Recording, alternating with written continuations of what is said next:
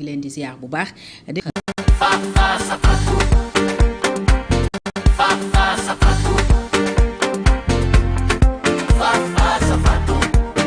di gërëm bu baax yéen ñuy topp Sans Frontières TV yéen ñi ñuy teewlu également ci Sénégal Info ñu ngi leen di ziar bu baax di leen dalal jàmm ci numéro Fafou tey bi face à Fatou di dalal ak mbégte mu rëy Lamine Gueye président mouvement Xàll Yoon di jégalu bu baax nag ci ñuy doon xaar àllarba amoon tuuti gàllankoor rek moo tax gisu leen ñu waaye on se rattrape ci jotaay bi ñu war a waxtaanee réew mi ak tolluwaayam dalal ci itam koo xam ne acteur politique la mais acteur de développement di am xalaat yu bari yoo xam ne daf koy jëbal ci li mën a jëmee Sénégal kanam Lamine ñu ngi lay nuyu Guèye di la dalal bu baax. maa ngi lay mbégte recevoir la ci maa ngi lay fay di la remercier ci invitation bi di nuyu ñi nga xam ne ñoo ñu seetaan aussi. jërëjëf alors ma tàmbale ci li ñuy waxtaanee fan yëpp mooy renégociation contrat yi premier ministre teg ci table ji. wax ne Sénégal dañ ko lésé woon ci jëflante yu bari yu mu sekkoon ak ay investisseurs yu nekk ci réew mi fu ci mel ni ICS mu ne Sénégal am na fa manque à gagner wu 1075 milliards ak yeneen yaakaar teranga bloc bi mu ne Sénégal bëgg na ko jëlaat ak yu mu teg ci table ji lépp daal buñ ko tënkee xëy na jege na sax juróom-benn junni milliards yoo xam ne yépp du xaalis bu tegee waaye fii Sénégal luñ ko war a fay la ci ay impôts yooyu fay ñu ko yeneen yi ay manque à gagner di nu ñu tëggee woon contrat yi te baaxul réew mi gaañu ci mais nu ñu ko doxalee jàpp nga ne noonu la wala il fallait plus de diplomatie comme ni ko ñenn ñi di waxee lu ciy sa gis-gis yow. donc man dama jàpp rek li Cheikh Yérim doon wax Ousmane Sonko dañu rey ak wax ju bari te duñu liggéey dara maanaam renégociation des contrats Sénégal yi mu ko def Abdoulaye Wade bi mu ñëwee fekk ñu jox régime PS jox Hydro-Québec mu jox Senelec bi mu nee day négocier ça nous a fallu ñu fay ay milliards pour yàq contrat bi renégocier mooy lan rek mooy tey ci par exemple fii ma luyee la ko man ak yow ñu signé contrat ma xëy ne li ma la ko luyee baaxul donc wala sama doom ñëw ne li sama papa luyee baaxul léegi bon acca on rompt le contrat mais duñ ñëw rek rompre ko. wala dañ koy tëggaat nga yokk. waaw qu'importe rek dañ koy tëggaat da ngay yokk mooy loolu rek. léegi nag boobaa tamit bon du ma ñëw rek ne la on rompt le contrat boobaa nag dama lay indemniser wala dañuy dem justice ça va nous prendre des années. bi ko Ablaye defee ak Hydro-Québec ñu war dem justice il fallait au moins 5 ans Sénégal moom mujj génn xaalis bari fayaat Hydro-Québec te yow nee nga dañ la lésé bi mu amee ak ArcelorMittal item en France bi mu amee ak affaire Adidas ak Crédit Lyonnais ak Bernard Tapie l'État français dafa déboursé ay milliards toppaat ci ay procès ça a fallu 10 ans 15 ans 20 ans ak Bernard Tapie léegi fi réew mi toll est-ce que Sénégal foofu la toll débat boobu man dama jàpp ne exercice de communication la Ousmane Sonko avait besoin toog wax ak voilà populiste la loolu la mais boo xoolee dans le fond amul leen lu mën a wax parce que li ñuy wax ñoom ay impôts yu perte loolu ay exonération la te entreprise bu bëgg a dëkk bu bëgg a développer di nga def zone spéciale boo ko waxee di nga def exonération entreprise boo bëgg mu ñëw di nga def exonération ñoom loolu la ñuy wax naan ay manque à gagner ay 1000 milliards ay slogan la mais man je pense que fi mu ne nii pour man bu doon wax lan la ñu waroon wax affaire pétrole daf ñu waroon wax ne ñu ngi installé raffinerie am nañ projet installé raffinerie. am nañ projet bi ñoom. non am nañ projet bi mais doo ko gis da nga koy dégg rek duñ la wax ne projet bi fii la. kii SAR 2 bi ñuy wax waaw mais duñ la wax par exemple man SAR 2 bi boo xoolee duñ la wax ne fii lañ ko bëgg a def temps lañ ko bëgg a financer nangam ak nangam. ñu ngi lever financement yi wala. waaw c'est-à-dire loolu dafa nekk projet yoo xam ne du yu mag da ngay gis un particulier un étranger sax boo xoolee wala état di def ay benn emprunt sax defar ko man loolu yàgg nañ ko wax suñu programme Sénégal dafa war a am une raffinerie.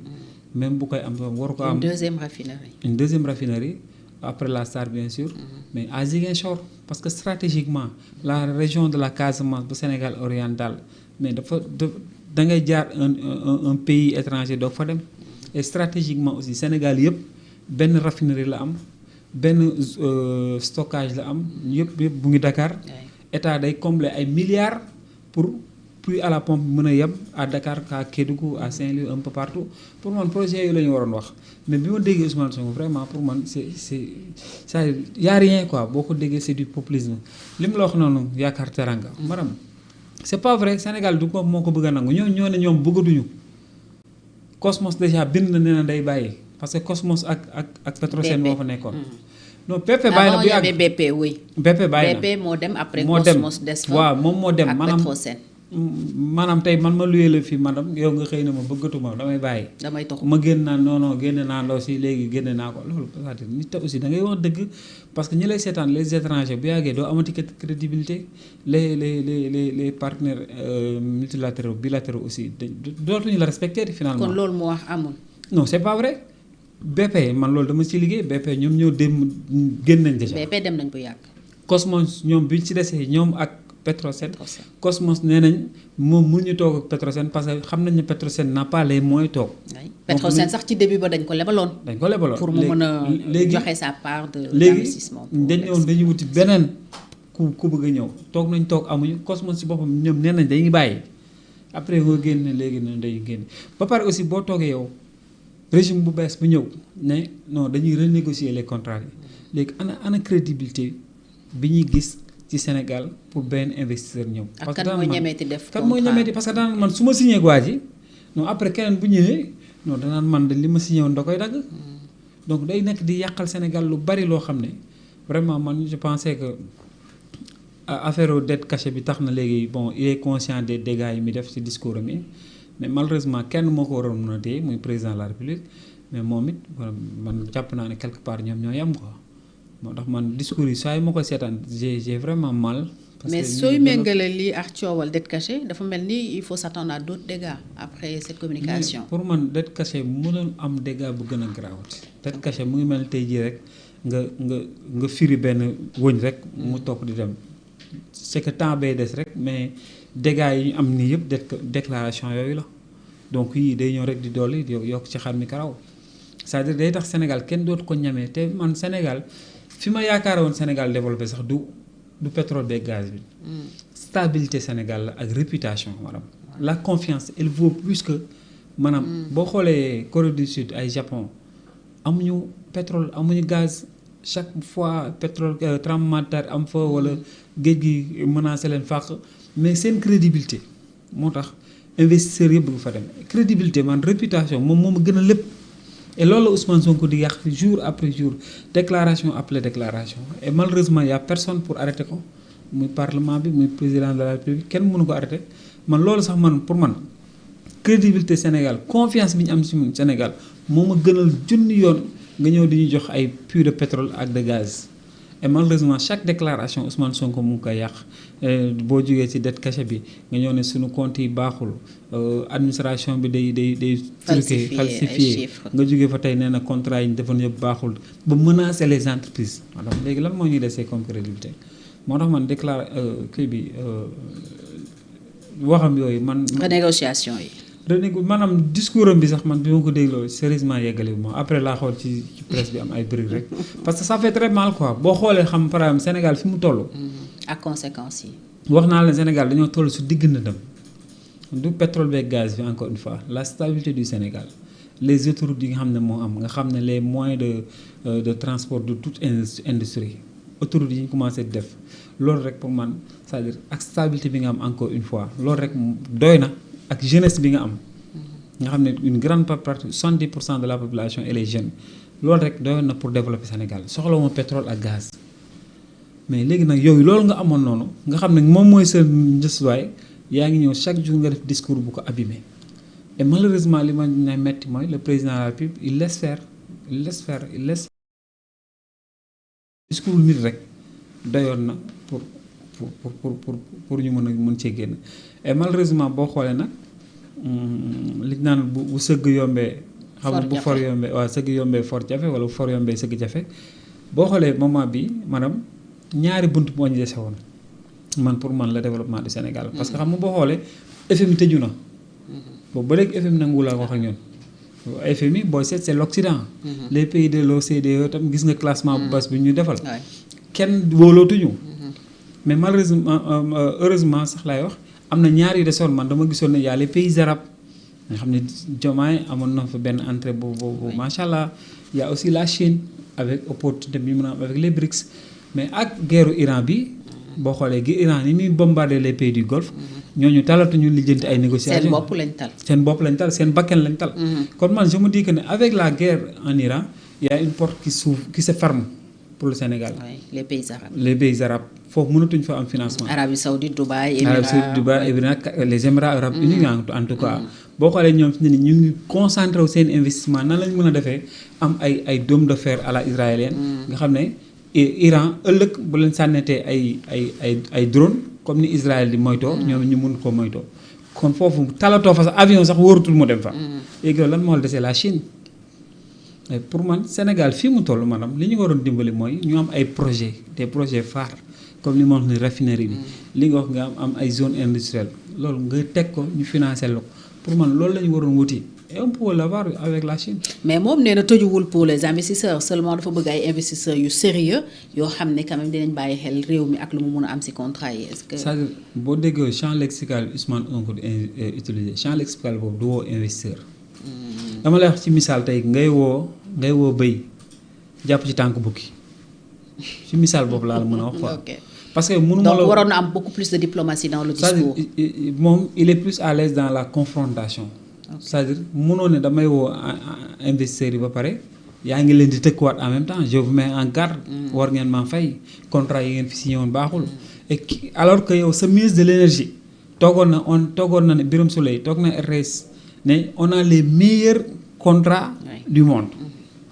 ce même ministre bi nga bokkal gouvernement jógeegul ci gouvernement bi mu koy wax yow yaa nekkoon premier ministre mooy 2 ans après yow nga taxaw ne contrat yi baaxul te changé wuñ contrat yi ci diggante bi dara xewul ñooñu bañuy respecté seen donc man pour man du moom sax Ousmane Sonko moom moo war a dox loolu te investisseur aussi doo ñëw rek ne investisseur kaay mu ñëw déedéet investisseur dafa am ci loo koy woo investisseur da ngay teg sa projet ne man kat dama bëgg a tëral benn studio dama bëgg a defar benn autoroute dama bëgg a defar benn port temps la ku ñëw kat bokk tu auras tant de pourcentage après voilà nga gis investisseur bi ñëw mais mun bokkal gouvernement jógeegul ci gouvernement bi mu koy wax yow yaa nekkoon premier ministre mooy 2 ans après yow nga taxaw ne contrat yi baaxul te changé wuñ contrat yi ci diggante bi dara xewul ñooñu bañuy respecté seen donc man pour man du moom sax Ousmane Sonko moom moo war a dox loolu te investisseur aussi doo ñëw rek ne investisseur kaay mu ñëw déedéet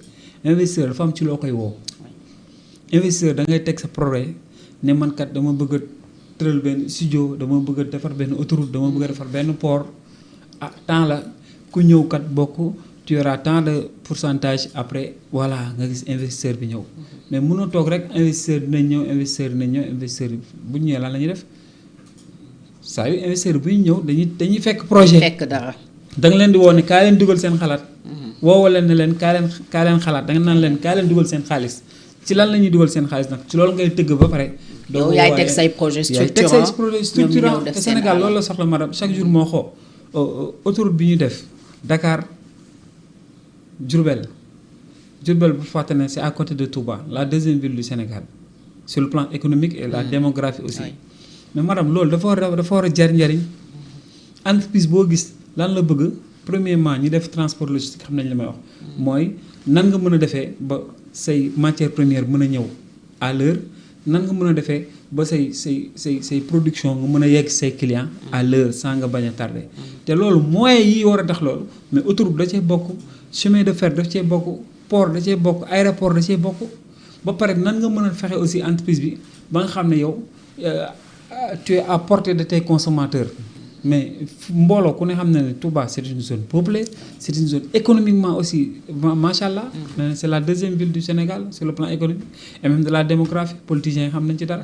pour man foofu maanaam sur le long de l'autoroute nan nga waroon def ba am fa ay Silicon Valley nan nga waroon fexe ba am fa des zones spéciales zones industrielles te loolu pour man foofu la xalaat bi waroon nekk Ziguinchor zone Casamance sax laay wax 3 pays limitrophes nekk fa étranger y a les 2 Guinée y a la Gambie amoo port bu fa nekk mais maanaam nan la ñu war a man su doon man port Daayaar bi Ziguinchor laa ko yóbbu parce que da ngay désenclaver Casamance ba pare boo xoolee Guinée Côte d'Ivoire ak Sénégal ñu ngi koy xëccoo le port d'Abidjan et port te booy jëlee port de Dakar yóbbu ko port de Ziguinchor tu gagnes des kilomètres concurrencer port d'Abidjan porter Mali aussi c'est-à-dire ak industrie yi mën a installé wu foofu parce que bul fàtte ne matière première moo am Ziguinchor Casamance indien yeeg chinois ñëw di ko jël di ko yóbbu di ko transformer seen dëkk boo ko defoon foofu nga xam ne ñoom foofu lañ koy transformer sur place maanaam chômage dootu fa amati ci ginnaaw yaa ngi am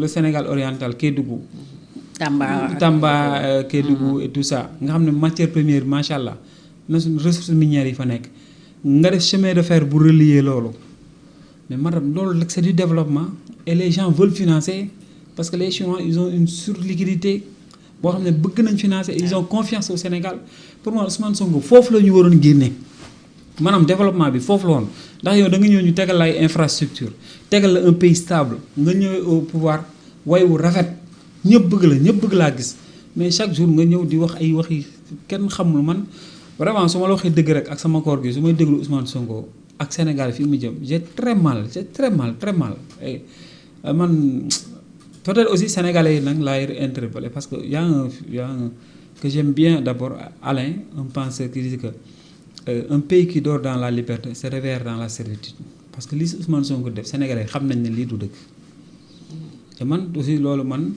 parfois dama ne. daf la jaaxal daal waaw sénégalais yi continuer di. waaw man loolu dama jàpp ne sociologue yi ak xaw ma psychologue yi xaw ma yooyu penseurs yi war nañ xool ci mentalité ñi déglu Ousmane Sonko di ko gëm ak di ko suivre parce que waaw sérieusement parce que su ma toogee xalaataat lii ça ne peut pas se passer ailleurs Sénégal rek la mën a am maanaam yow kii xam nga ne li mu wax du dëgg.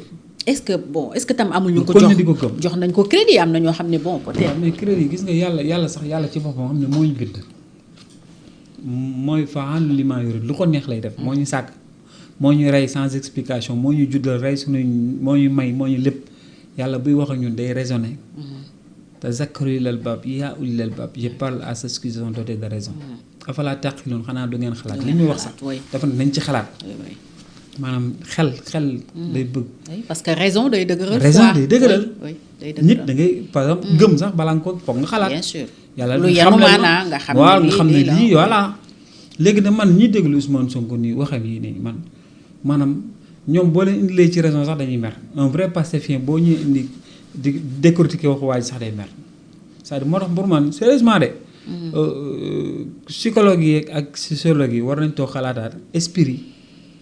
non ñi man wax ma sax Sonko mais ñi koy déglu di ko jox importance ak dëkk bi ni mu méttee nii Sénégalais sonn nañ madame. ay trop. da ngay gis nit di la wër suba mu ngoon lan la lay doyee benn 2000 francs la lay doyee wala 3000. te koo xam ne par exemple 10 000 francs doy ko woon dara. boo xoolee tissu économique bi mu nekkee di détérioré wu. c'est-à-dire malgré tout ça. am na ñu koy jox crédit quoi nga baal ma mais même la presse aussi da ngay gis sax parfois les gens ils donnent du crédit. alors que chroniqueurs yi spécialistes yi dañu waroon c'est facile ah soxlawul bari xam-xam pour xam ne waa ji li muy wax ça ne tient pas mais wax ju bari ji ba pare aussi y a certains yoo xam ne ba léegi dañ koy gëm. parce que fii moom y a de quoi s'inquiéter par exemple sur l'environnement des affaires ndax des 1000 milliards 100 milliards du dara pour un État mais ce qu'on perd derrière y a des inquiétudes quand même légitimes yoo xam ne mën na ci jug mooy par exemple kan mooy ñemewaat ñëw. ak ñooñu bu ñu demee ak ñun peut-être tribunal dans des procédures très longues yoo xam ne dinañ ci perte là-dessus moom les inquiétudes sont fondées. voilà man 1000 milliards yi sax moom xëy na 1000 milliards da koo neex xam nga waxoon na compte bu am 1000 milliards c'est seulement man dama jàpp ne moom dafa aay ci ay slogan ay Pastef dañoo aay ci ay slogan ak yooyu état li muy soxla du ay 1000 milliards yoo xam ne. da nga oui du dara ci état loolu. ce n'est rien. te alors que 1000 milliards yoo xam ne sax yow mirage la doo ci jot. te alors que yow kii boo toogee liggéey moom mën nga ci am 10 000 milliards nga dem ne damay jëlaat ICS ak ACO léegi les investissements yi ñu waroon def yëpp day taxaw. ñi fa doon liggéey dañ laan dem leen toog. man je crois que sax parce que ICS 250 milliards la ñu wax ne moom lañ leen yoreel mais manque à gagner bi. mais ñoom c'est 1075 milliards. contesté nañ ko ba pare ñu ngi toppaat pétrolier yi. naan même les cimentiers ñoom tamit dañoo war a amee mais loolu. du doon naan dem waa ji fay ma mu fay la da ngeen dem contentieux. procédure la procédure la. nga jël ay avocat def ay. peut-être mën nga gagner mën nga bañ a déplacement yu bëri. te même boo gagner après aussi lan mooy tegu ci kaw waa ji mooy boo def nag waa ji mën na fayit mën na banqueroute wala mën na dem. après c'est-à-dire état ñoom nit ñi gérer état dañoo mel ni comme si ku gérer boutique état la finalité pour un état surtout dans le monde libéral. ce n'est pas état am bénéfice. c'est-à-dire damay joxe benn exemple tey nga ne damay def autoroute Dakar Touba c'est pas parce que da nga ko defar pour après état am bénéfice da nga ci def 400 milliards pour après 5 ans après état jëlaat 400 milliards non non da nga koy def pour l'environnement des affaires. Oui. Pour benn par exemple. créer des emplois ça ak yooyu yaa ngi doon def par exemple yaa ngi doon def transport Dakar Touba. yaa ngi doon def benn aller-retour par jour. autoroute bi tax na tu fais 2-3 allers-retours par jour léegi yow yaa ngi yokk sa pouvoir d'achat. comprendre nga ndax li nga doon jëndee benn yaa ngi gën a jënd ñaar. yaa ngi doon par exemple sakkanal 10 000 francs par jour yaa ngi gën a sakkanal am na keneen koo xam ne aussi entreprise boo xam ne marchandise am danañ am difficulté pour mu yegg Touba Dakar Touba day am facilité léegi mu yegg Touba entreprise day gën a développé gën a investir gën a yokk ay emploi entreprise boobu aussi dina gën a jëlaat ay emploi gën a faire face à la concurrence étrangère donc loolu la état di jariñ c'est-à-dire du xaalis bi ngay am nii mais répercussion bi muy am ci dans le monde des affaires loolu la jariñ non donc léegi bu dee yow nag yow xoolatoo loolu lu xaalis état di am d'accord état dina am as tuut mais après léegi sénégalais loolu conséquence bi lii la da ngay fekk entreprise buy taxaw nga dóor ko ATD fëgg rëkk ko nangu li nga am ci moom mais après moom répercussion mooy day wàññi ay employé boo amoon 10 personnes yu fay liggéey 5 la léegi lor ngay 5 ya mu dax nga am benn drame social. mais c'est ça on en a déjà. c'est ça après nag day nag parce que nag économie lépp chaîne la. bien sûr tey jii par exemple man su may fayeeku nga may ñëw fii nga may liggéey nga may fay mais xaalis su ma demee du ma ko suul. dama koy jënd ci boutique bi. dama koy dépenser mais su ma fayeekootul ñooñu ma daan jaay. mais dootuma jënd si ñoom. dëgg la seen bénéfice wàññeeku ñooñu tamit ka leen daan jaay ba yegg ci usine ba aussi ay emploi day wàññeeku. c'est-à-dire moo tax ma ne madame sérieusement man damay toog léeg-léeg di xalaat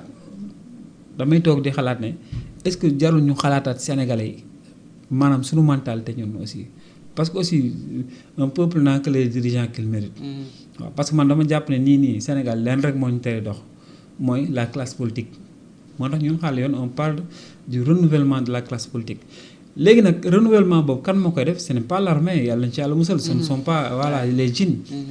les populations ñoo koy def avec leur carte mais encore que il faut que ces dernières soient conscientes de leur pouvoir de changement de changer les choses booy seet in fine développement Sénégal ci ñun Sénégalais yi la def suñu carte électeur moo ko war a defar.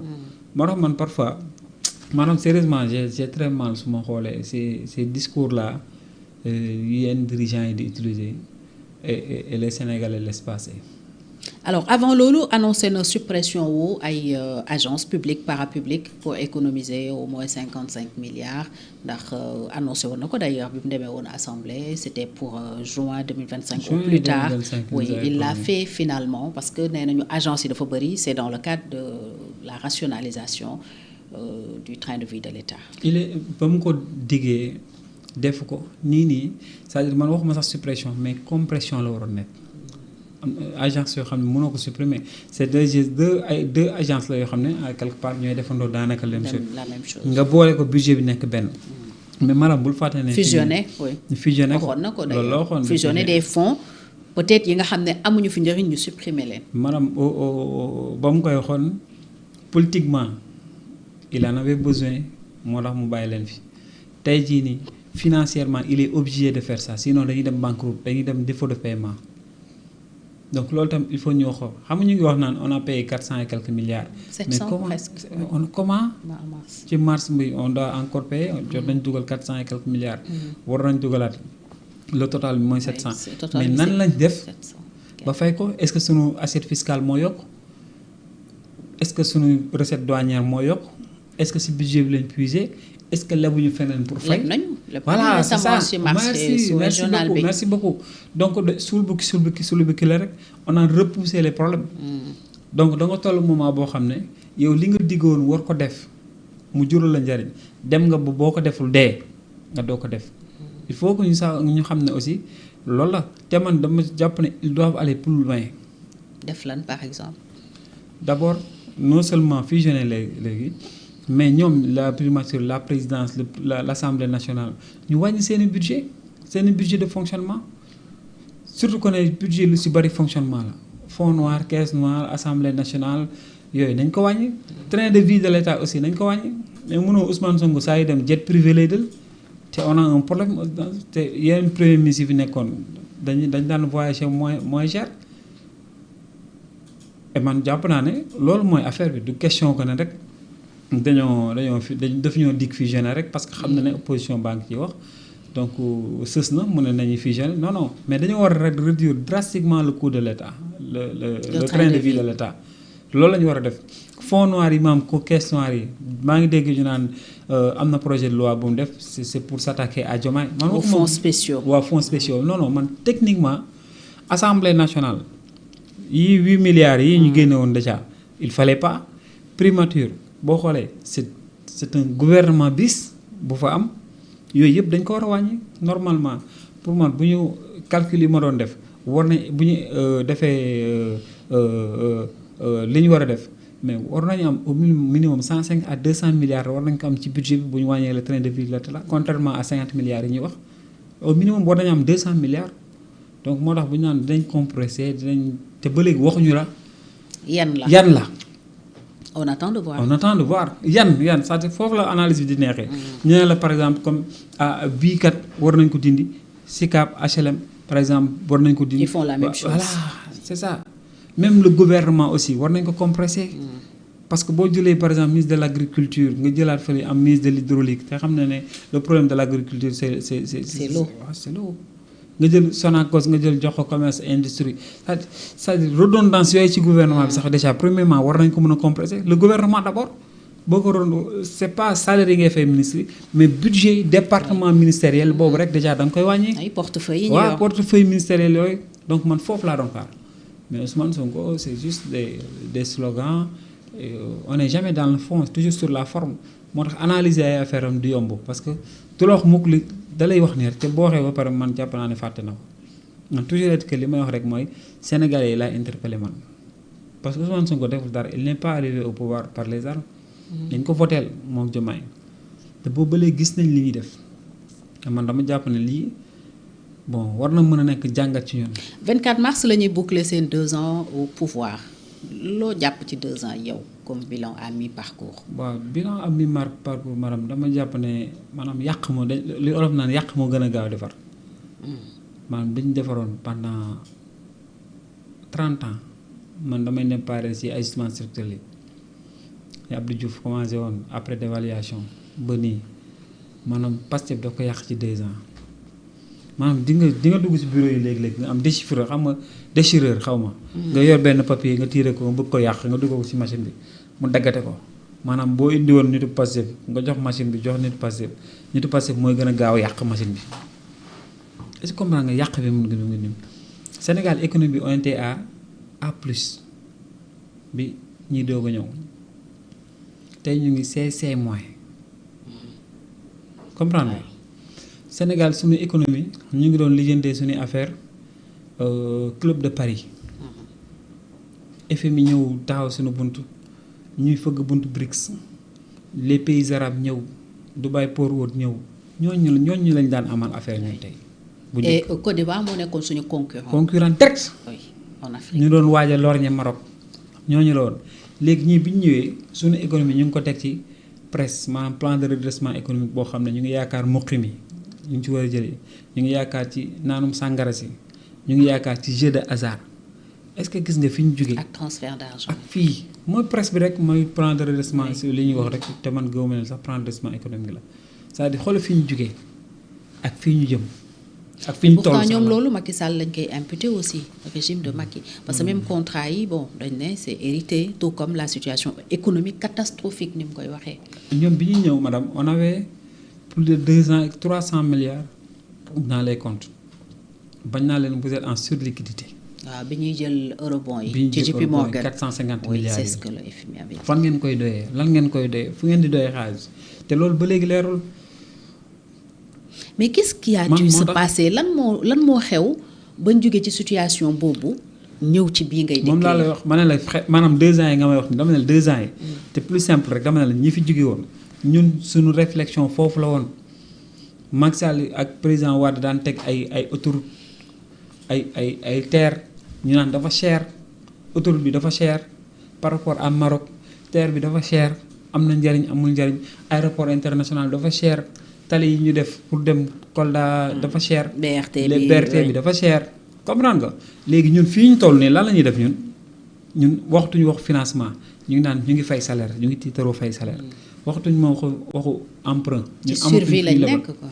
ci survie lañ nekk dañoo dem ba ay homme d'affaires moi j'ai un ami benn jour moo wax ma ko heureusement sa olof laay wax mais dama naan est-ce que soxoruma xam nga léegi Sénégal nan lay lebee maanaam marché sous-régional bi bu ñuy leb banques yi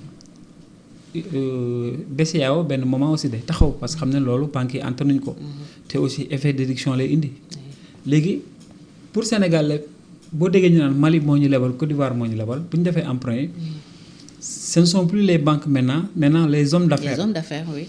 Et j'ai un ami ivoirien, il m'appelle le ma wax la ne dafa ñoom dañuy leb par exemple yow yaa ngi Qatar yaa ngi fan ñu leb la 2 milliards leb la 1 milliard ne la Sénégal mooy def emprunt. Obligataire. léegi taux bi par exemple 7% la. ñoom dañ naan naar bi léegi taux bi 4% la wala 5% la ñoom ñu jël 2%. D'accord. dañ koy rangu daal dañ koy angu comme niñ koy waxee ci milieu. angu oui. léegi un jour il m'appelle pour me dire que un chinois boo xam ne maa ngi moom miinante nañ xam nga on a une affinité surtout bi ma nekkee Chine mu ne mu expliquer ma ni ñuy def ak naar yi te foofu un peu benn instant jël nañ fa lu bari. pourquoi pas ma dugal chinois yooyu ci deal bi. mais ma sama xalaat mooy léegi Sénégal état Sénégal bu demee ba ay hommes d'affaires ñooy rango di ko joxaat. Est-ce que gis nga problème oui sur 3 ans des sur 3 ans maturités sur 3 ans man wax ma sax 3 ans bi maanaam état bu demee ba ay hommes d'affaires ñooy rangu te homme d'affaires Sénégal sañu ko parce que boo ko defoon seen tif jàpp la. Côte d'Ivoire par exemple jaatal nañ seen homme d'affaires ba loolu sañ nañ ko ba pare état Sénégal bu demee état maanaam réew mu toll Sénégal laa la wax de. guerre amu fi dara amu fi coup d'état amu fi dara ouragan amu fi. bu ñu demee ba ñun noonu la ñuy lebee ay homme d'affaires ñooy dox seen biir ministre bi jonkante xaar xaalis bi ñu dem ñun suñu biir homme d'affaires mooy woote rek homme d'affaires boo xam ne falu woo defoo dara yow pour relation rek nga am ma woo la madame abal ma 2 milliards Sénégal mooy kii yow nga gën maa wóolu ko sax état Sénégal parce que man maa wax nga jox ma man te alors que état Sénégal wax na joxoo ko c'est-à-dire foofu lañ toll man nag dama gëm ne lenn moo ñu ko indi lenn mooy wax ju rëy. La dette cachée. Cette déclaration de Ousmane Sonko, tôt ou tard, ce monsieur devra présenter ses excuses aux Sénégalais. Et malheureusement, dafa tomber avec un président plutôt du président Diomaye Faye. Ça aurait été avec Senghor, Abdou Diouf, Abdoulaye Wade, Macky Sall, doo yeggali phrase bi biir primature te boo deful ndànk feneen la lay fekk.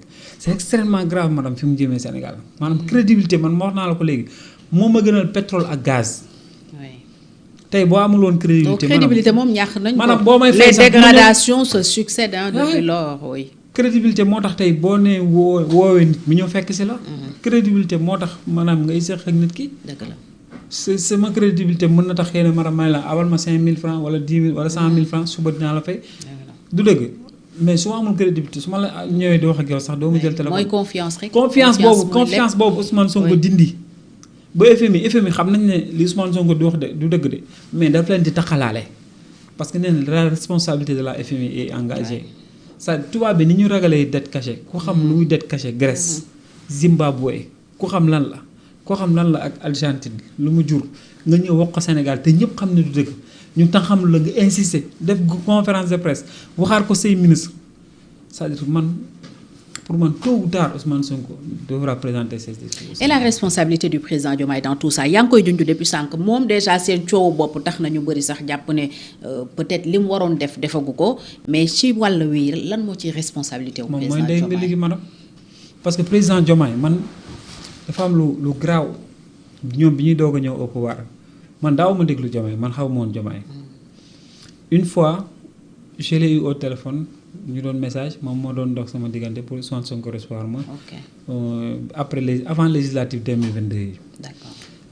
ma gis ne vraiment. biñ nekkee ci Yewwi Askan Wi. voilà mu lay ñuy messageante mu nekk un homme vraiment dafa sopplu quoi. mais sur le plan politique étant président de la République aussi déglu ma ko woon parce que su ma ko daan déglu waa Pastef ni ñu ma daan jox image boobu rek la. mais yàlla xam na ne j'ai un ami Diomaye dafa demoon Émirats Arabes Unis xaw ma fan. moom moo mën message il était dans la salle di tagg Diomaye ma dem xooli vidéo bi mais Diomaye boo xoolee vidéo bi Diomaye bi muy wax arabe yi ñëpp dañoo aj seen nooy di déglu Diomaye di wax géopolitique di tagg Sénégal di wax lu baax ci Sénégal d'une manière boo xam ne loolu bu continuer c'est-à-dire ñëpp a ñëw. Chine Diomaye bi mu fa demee il a fait un discours avec quelques mots en chinois. Ça a plu le président chinois. Commentateurs yi di voilà Xi Jinping. Et man j'ai certains qui me disent quand même recevoir une jeunesse chinoise le président chinois. di leen wax jeune dafa war a góorgóorlu ba joxe exemple ci président Sénégal. lu musul am parce que chinois buy joxe référence. du ko joxe ci étranger ay nitam la koy jox.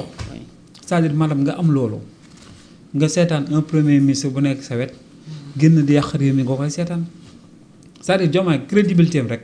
projet yi ma la wax si ajoute même li Trump waxoon ci moom. bi mais bien sûr c'est-à-dire man dama comprendre Diomaye il est aimé mais man dama gis benn affaire moo tax man ma gëm ne Diomaye Faye du homme d'État.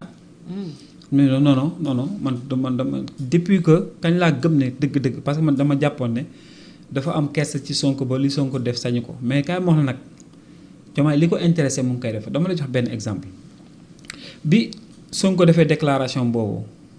dette cachée. Diomaye xam na ne dégâts yi am na le lendemain le surlendemain le Standard & Post wàcc suñu note. yaa ngi koy gis Sonko di insister économie di gën a nërmeelu muy dem assemblée di def ay menaces am Diomaye waxul dara tout ce qui est à l'état touche à l'état Diomaye musul intervenir bi muy defaat gouvernement bi Diomaye nangu na ñëpp sénégalais xam nañ ne Diomaye dafa bàyyi Sonko def lu ko neex mais kañ la Diomaye intervenir madame. jour bi Sonko laalee coalition Diomaye bi Sonko laalee avenir politique Diomaye ci saa si Diomaye dafa teg acte le 8 bi mu demee assemblée fële. Terra meeting fële. amitié stade Léopold Sédar Senghor ba mu defee ne kii di jël sunu coalition Aïda Mbodj lañ ko dénk. Diomaye le lendemain la def communiqué confirmé. Mimi Touré kon xam nga kooku il réagit. beneen bi aussi Sonko bi mu defaatee ay déclaration ba menacé Mimi Touré ak Abdourahmane Diouf Diomaye dafa defaat acte ci la def seen rencontre bi assemblée générale boobu c'est-à-dire mu wax man li ma ci jàngat mooy quand c'est l'État qui est abîmé moom en tant que président la day seetaan mais quand c'est ses propres intérêts mooy la coalition Diomaye ñu ngi koy laal day taxaw di wane ne maa ngi fii moo tax ma jàpp ne c'est un homme politique c'est un stratège du wax mais day teg ay actes yoo xam ne Sénégal yi dañ xam ne kii lii la bëgg te alors que quand c'est l'État danaan Sonko loo def baax na c'est comme si moom dafa jàpp ne dafa bàyyee Sonko réew mi mais bien sûr comme si man dama jàpp ne Diomaye dafa bàyyi mandat bi mandat Sonko la na yàq na def lu ko neex man je veux avoir une réélection 2029 ci lay am légitimité mais maanaam booy nekk buur dafa am day fekk nga am siège boo toog booy nekk président la day fekk réew mi mel ni mu war a mel moo tax man jàpp naa ne Diomaye ce n'est pas un homme d'État parce que quand l'intérêt du Sénégal est menacé il est là il reste à fond quand c'est le secteur politique maanaam sa coalition Diomaye kii maanaam wax menacé mais boo xoolee rek nga gis Diomaye teg acte bu dëgër te boo xoolee discours bii mu def bi passé wane na moom il tient à la coalition Diomaye wane na moom il veut une structure politique te boo dégloo Diomaye xam ne kii il est structuré borom xel la borom xam-xam la mais malheureusement jëmalewu ko ci réew mi ci carrière politique am la ko jëmale te loolu nag du homme politique du homme d'état homme politique la parce que man bu ñu naan man wor déedéet man d'accord ma wor amu fi non ñoom jàpp nañu ne Diomaye moo wax Sonko non loolu ay wax la gis nga dafa am lu yàlla waxoon al yonent bi sallallahu alayhi wasallam képp kuy leader loolu nga war a def wa taxsha naas wallaahu haqqu an taxsha waxu nit jarul ragal waxu yàlla moo jar ragal nit booy ragal nit ki di ragal nit mais loolu amul solo. le candidaton non bul faale loolu. yow xoolal sa digganteeg sa borom xoolal ndax yow maanaam bëgg lu neex Sonko maanaam intérêt Sonko ak intérêt 19 millions de Sénégalais yi nga xam ne ñoom nga war a conserver seen intérêt. si ñoom la yàlla di laaj compte d'ailleurs. ñoom la yàlla di laaj compte. kulukum raa maanaam. sàmm nga képp sàmm nga te nañ la laaj nan la sàmmee woon Sénégal lan moo tax. Diomaye ñëw 2024 2026 économie Sénégal nërmelu boobu kan moo nekkoon président nit ñi gën a sonn jafe-jafe yi gën a métti kan moo nekkoon président bi Diomaye wala Sonko yàlla Diomaye la tànn Sonko nga fii wax ji bari lool ñun ñëpp bëggoon nañ mais yàlla dafa ne yéen ñëpp nekk ci bi kële nekk ci kaso bi moom laay génne joxoo pour man bu gëmoon yàlla tuuti moom moment boobu waxu waa Pastef bi di ko faale te ba aussi dañ ne Sénégal la plus haute institution du Sénégal le président de la République moom lay incarner c'est pas Diomaye c'est une fonction boo xam ne kenn mën na ñëw yow mii mën nga ñëw nekk président de la République non cër bi ñu doon jox Diomaye yow lañ ko jox yàlla moo fonk maam nit kilifa yàlla ndax yàlla mooy jël nguuram jox la mais ñaata yoon lañu fi saaga président de la République man bi ma gën a metti le jeune de Saint-Louis photo président bi nga dagg traité ko de lâche de salopard ñu yóbbu la instruction kenn xamul justice boobu affaire yeneen yi moo tax man dama jàpp ne sérieusement wax yëpp day yimbali gi dëggantaan président Diomaye Faye la homme d'état nag man dafa am ñaar yu ma ci jàng Vladimir Poutine xam nga dañ naan Sonko ak Pastef ñoo fal Diomaye mais boo demee Russie Poutine bi Boris Yeltsin di dem ba màgget les oligarques noonu lañ leen di woo ñoo xam ne ñoo sës ci pouvoir bi ay hommes d'affaires lañ bëgguñu opposition bi jël ko ñu ne nañ xooli kenn koo xam ne dañ ko fi teg luñ ko defloo mu def ko am kenn ku ne xam naa un ancien agent secret bu nekkoon ci agent secret russe KGB mu boobu Poutine mu ngi vacances France Biarritz bi ñuy dem di ko jëli daanaka Poutine amul lu mu fooyee hôtel benn cabane lañ ko fekk ak jabaram ak ay tawam ñu jëli ko ñoom monté ko ba mu rafet waa ji def ko premier ministre tuuti mu démissionné ñu fal ko xanaa encore kon ñoo fal Poutine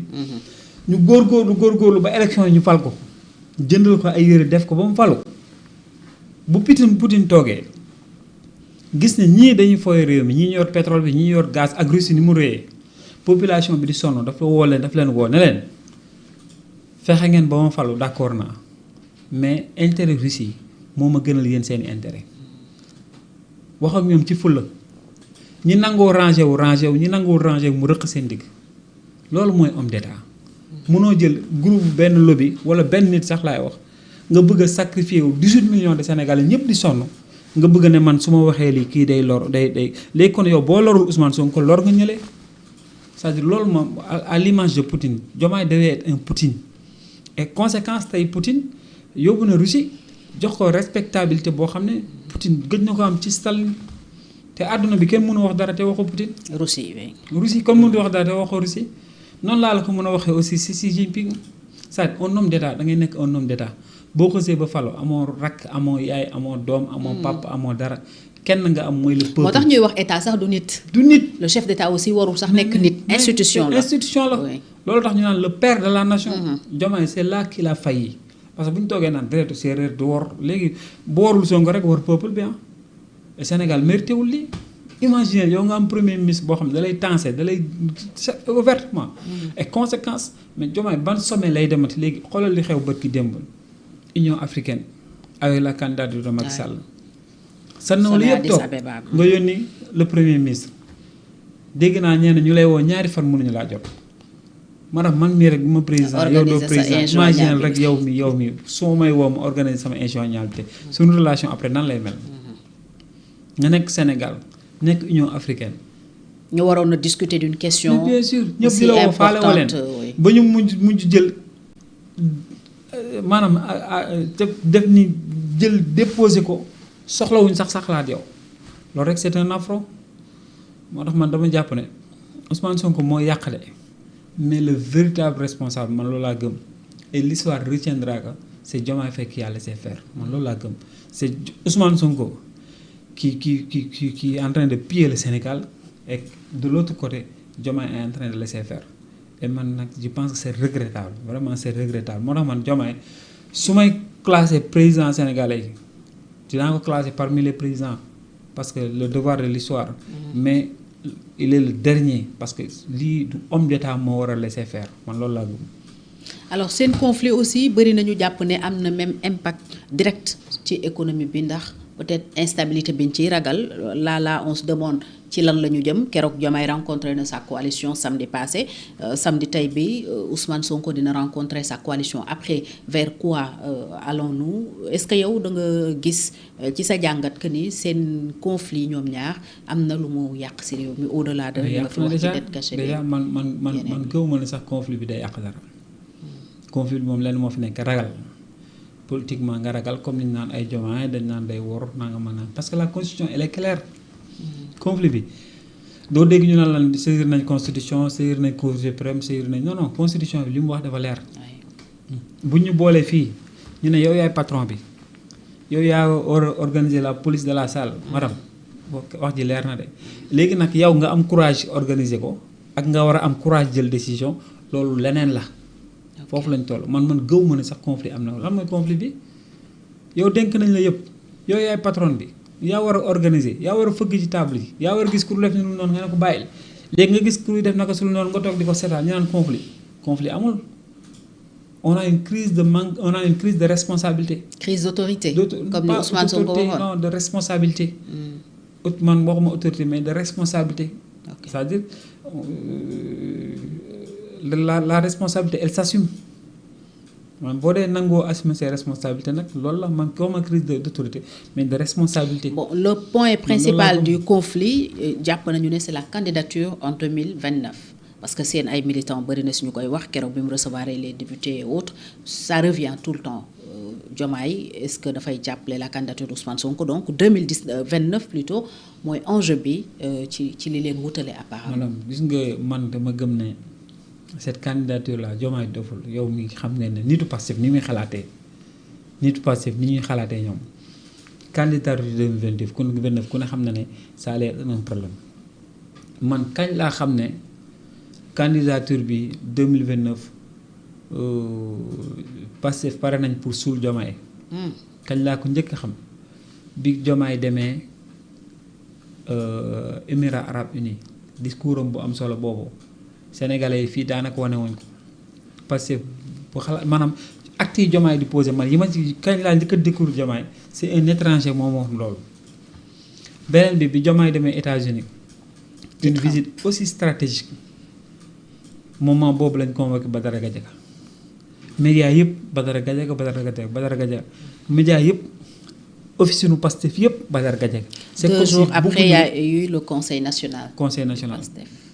c'est-à-dire c'est comme si que bëgguñu woon Diomaye parmi les grands hommes Diomaye doful c'est un stratège moom xam na ne Pastef bëgguñu moom mu dem bëgguñu mu réussir léegi nag mooy li ma la wax rek moom moo waroon jël ay responsabilités sauver le mandat soit. moom mu def sauver le mandat. sauver le Sénégal en sauver même le temps. Sénégal wala boog mu xam ne bon il doit faire face loolu la à un moment donné mooy li ma wax crise de responsabilité da ngay jël say responsabilités moom xam ne àdduna du yàgg ba facile jàppale ko waxuma la sax mu jël 2029 mais mu yeggali mandat bi ci jàmm moom xam na ko léegi nag da ngay jël say responsabilités nag benn moment àdduna noonu la. alors l'échéance la plus proche mooy 2027. oui lan nga ciy xaar. bon 2027 man damay xaar ñun suñu formation politique jël ndam li. on a da nga bëgg a nekk candidat. pas man rek mais on a des candidats un peu partout au Sénégal je pense à Ourossogui Torossi je pense à Diourbel je pense à Grand Dakar. man boog 2027 noonu laa ci xalaatee aussi notre cher Pikine. nan la ñuy def ba soxali ko. candidat nga pour la ville. bien sûr donc wax ak waa Pikine fexe parce que ñun dañoo am programme loolu tax ñu dugg ci politique. donc 2027 man li ma ci xalaat mooy ñun. xale yoon yàlla may ñu jël ndam li éventuellement aussi ñu préparer projeté wu pour 2029. man 2027 moom boo ma ci wax xale yoon rek laay xalaat nan la ñuy def ñun. mais xalaatoo ñu mbëkkante parce que ñoom ñaar quoi qu'on dise seen diggante daf ñuy intéresser daf ñuy interpeller. daf ñuy inquiéter même quand il le faut parce que ñoo sekk réew mi Ousmane Sonko mooy premier ministre. Bassirou Diomaye Faye mooy président de la République donc ñoom ñaar bu ñu jàppante forcément ñun ñu nekk ci suuf dañ koy yëg 2027 liñ ciy ragal mooy ñaari coalition yi jàkkaarloo peut-être ci kaw ñoom ñaar ñu jàkkaarloo et même mbëkkante mën na am foofu dans ce cas vers quoi allons-nous y en a qui craignent ay manifestations yu même gën a violentes que li ñu xamoon entre 2021 et 2024. waaw mais côté boobu. ci projection yooyu tey la ñu. waaw man mooy li ma la wax rek 2027 moom bu ñu bëkkante sax moo ñu gënal ñun ñoom ñaari coalition yi. ah bon ah mais bien sûr nañ bëkkante ñun politique sur le terrain politique noonu la politique ce sont des rapports de force. de force voilà donc Pastef ak coalition Diomaye. apte ak coalition Diomaye.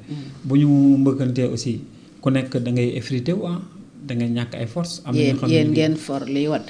voilà donc pas exactement ça dans cette logique nekk profitard mais ñun bon ñoom ñaar sur le terrain politique bon fi mu ne nii pour man amatuñ liñ ci wax les Sénégalais gis nañ leen rek moo fi nekk nga nangu nga gëm ak nga bañ a gëm nit boo defee sa wareef ba pare sa jaan wàcc na. mais les conséquences. mënul gën a garaaw li fi jot a am. li jot a am nii madame conséquence mënu koo gën a garaaw li jot a am mel ni bombe à retardement mu ngi mel ni nga xelli fii essence jëm taliba cosette almet tàkk bi day di dem rek ne ni conséquence mënul gën a garaaw li Ousmane Sonko waxoon. maintenant li nañ am ay def ay manifestations politiques l'État est là ñoom bi ñu ko jéemee avec Macky Sall la police et la gendarmerie ont fait face. loolu man tiituma ci maintenant sur le volet politique nag. ñoom bu ñuy confronter bu ñuy kii man bon loolu ça ne nous intéresse pas ñoom bu ñu orienté politiquement man garaawul ñun ce qui nous intéresse pour 2027 les échéances électorales yi ñu jëm mooy coalition Xale Yoon nan la ñuy def ñun ba am plus de responsables plus de militants plus de sympathisants aussi faire comprendre aux Sénégalais notre vision notre programme aussi voilà pour 2027. donc ñoom ñaar confrontation bi vraiment pardonnez l'expression mais bon ça nous met au pôle nord. pourtant ñoom Ousmane Sonko lay wax sax particulièrement moom gëm na ne mën nañu teg loxo ci maire yépp parce que il considère que Pastef ba tey c'est le parti le plus fort. au Sénégal. il a le droit de rêver.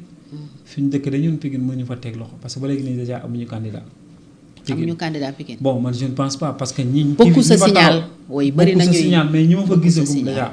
wala boog ki fi ëpp làmmiñ di wax ko xanaa Pastef yabul Sénégal yab Pikine Nord ki fa ëpp làmmiñ di wax Pastef yabul Sénégal ba ne moom mooy nekk candidat quand même quelqu'un boo xam ne il est traîné en justice verdict bi génnagul mais procureur nee na nañ ko tëj 6 mois parce que affaire chantage téléphone jabaru jàmbur voilà xam ngeen information bi insulte voilà insulte ak yooyu kooku xanaa Pastef yabul Pikine yab goo xam ne dina ne kii mooy candidat bi madame ñeen ñi des man dégguma leen moom laa fa dégg muy sonal ni keneen ko fa nekkoon aussi dem na rangé wu bon militant yi Xale Yoon seede nañ ma mun naa leen waxoon naa leen ne kii du continuer aventure bi donc bu toogee naan mooy jël yëpp Pikine moom bokk ci Grand Dakar it bokk ci on a une grande dame qui est là di liggéey soxna Nabou madame Diouf Ourossogui bokk ci man loolu laa gëm Diourbel bokk ci ak yeneen Kédougou bokk ci entre autres donc Ousmane Sonko il a le droit de rêver bu ko neexee mu toog ne bon parce que sénégalais man dama gëm ne 2024 dañ leen doon wax rek gisaguñu woon élection yi topp aussi législative yi gisaguñu woon mais léegi ni 2 ans yi gis nañ. kon 2029 yow gisoo Pastef. resté au pouvoir man xalaatuma yàlla ci yàlla musal man xalaatuma ko sax. Diomaye se prépare Sonko se prépare. waaw c'est leur droit le plus absolu bu leen neexoon tey man mii tey xam nga su ma neexoon ma taxaw ne roi des arènes laa bëgg a nekk. xam nga doo kenn bu ma neexee de ah wala. waaw ne maa mën Modou Lo. kenn mënu ci dara kenn mënu ci dara. voilà donc loolu la man dama gis ne rek. comme pour yow c'est la fin de Pastef 2029 gisoo nii Diomaye nii Sonko. man ne si on a un Sénégal si le Sénégalais a toujours la tête sur les épaules man su dee Sénégalais bi ma yaakaar ne man loolu man Sénégalais bi nga xam ne mu ngi xalaat. Sénégalais bi nga xam ne yërëm na boppam mooy voté 2029 man meilleur résultat bi ma gis gëm naa ne 3e position lay jël. ñoom ñaar kenn kay nekk 3e kenn ki nekk 4e bu dee Sénégalais bi yërëm na boppam nag laay wax xam nga nag nit moom doo ko mën a gën a yërëm boppam man loolu laa gis. alors alternative peut-être heure bi lañ ko waroon a tàmbalee xool parce que une élection ça se prépare 2 ou 3 ans avant. peut-être tey waroon nañ gis alternative bon di nga mën a Xale Yoon mi ngi sur le terrain yaa ngi nii mais l'opposition globalement sentiruñ leen gisuñu leen dafa mel ni situation bi daf leen noyé moo tax sax y'en a qui pense peut-être à benn déggoo boo xam ne ñoom ñaar dañ ko def créer ce semblant de conflit bu ko defee ñu delluwaat ci bipolarisation bi ñu doon dund sous Macky Sall on ne parle que de Diomaye et de Sonko opposition bi disparaître complètement est-ce que tam yéen opposition bi globalement nekku leen di peut-être perte du terrain ci situation bi. maanaam xam nga ñuy wax loolu man dama jàpp ne parfois dañuy juum parce que la politique c'est une matière vivante. c'est une matière vivante c'est une science et c'est une matière vivante. day mouvé wu. comprendre nga. 2029 on est en 2026. mars 2026. 2029 c'est il y a 3 ans des na 3 ans. du dëgg donc taxaw fii ne lii mooy alternative sax vraiment vu li jotoon am ci histoire Sénégal da ngay juum bu ñu ko calculer te noonu. La politique de 1920 1930 1950 ce n'est pas la même chose que la politique des années 2000. Macky Sall bi muy génn 2009 créé Dekkal Ngor. kenn xalaatu noonu 2012 nañ jël réew mi. c'est vrai. ba 2011 kenn xalaatu ko woon ñu doon xalaat Niass ak. Tanor. Benno Siggil Sénégal. Benno Siggil Sénégal. après la xar ñaar seen situation bi après la xar ñaar. après le Macky Sall jël affaire bi. c'est-à-dire Sénégal il faut ñu reconnaître qu'aussi on n'a pas les moyens vraiment de faire un diagnostic de notre vie politique. ok parce que gars yi toujours la plupart ils sont des observateurs. Ils n'ont pas des analystes. Ils n'ont pas les moyens de sondage. tey fan la ñuy calculer affaire ci ay vues. amuñu ko et la plupart des Sénégalais amuñu ko sax. c'est vrai. courant waxuma la connexion. waxtuma la masse silencieuse aussi qui ne se prononce pas. te ñooñu ils ont leur opinion déjà sur 2029. du dëgg. donc moo tax man jàpp naa ne c'est ce qu'ils font voilà avec. cette lecture là avec une certaine pensée de bistrot toog fii Dakar lamp yi tàkk nga toog naan non y a pas d'alternative donc yooyu yaa ko gisul mais am na luy raam di jóg. wala y a pas d'opposition. y a pas d'opposition si man je pense que je trouve qu'il y a une opposition certes man loolu laa gëm. comme li ma la wax nag la politique c'est une matière vivante. donc c'est très tôt toog nii se faire une religion de ce qui se passera en 2029. donc surtout que nag boo xoolee les médias on n'a pas d'analyse ñu si bëri ñii dañoo far fii ñii far fii. ñu si bëri aussi ils sont voilà dans l'émotion ñu si bëri aussi ci vue la ñuy xool. xam nga kii moo ëpp popularité vue si popularité virtuelle. ku ne xam na ne faux compte yaa ngi fii da ngay gis benn nit am 10 comptes. donc bu doon élection da nga naan benn nit mu ngi voté 10 fois. nga jël ko. et puis même y en a qui regardent par curiosité par curiosité je vais voir ce qu'il a raconté. voilà donc moo tax man observation ak lecture yooyu j'en fais fi. nañ liggéey rek après li ci des ñu talal suñu loxo yàlla.